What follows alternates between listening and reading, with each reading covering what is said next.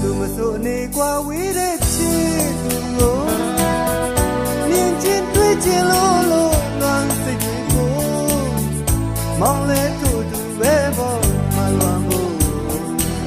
မမြင်တာကြားခဲ့လို့လွမ်းရတဲ့ပေါ်မောင်ချစ်သူလွမ်းဖို့ရဲ့မောင်သိချရတဲ့အကြောင်းကိုကျင်းတယ်မှပြီးပြောချင်သေးတယ်ဒီတစ်ခါဟိုတုန်းကလို့သူ့ကိုရင်ဘဝကလေးထုတ်လို့အငိုနဲ့ရေထုတ်ပေးခဲ့ပုံကို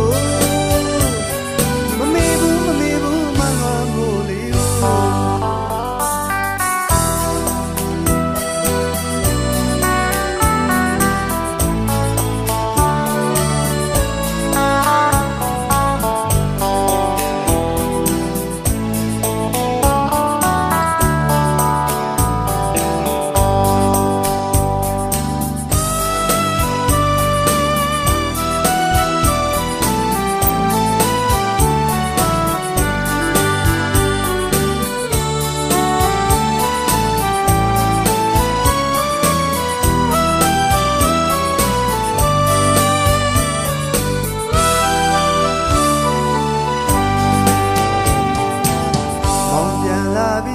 ချစ်တဲ့လွမ်းဖို့ရဲ့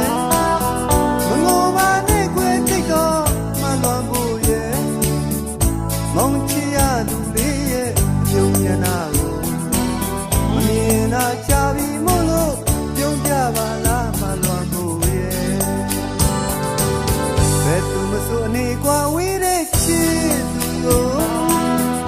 မြင်ချင်တွေ့ချင်လို့လွမ်းစိတ်ဖို့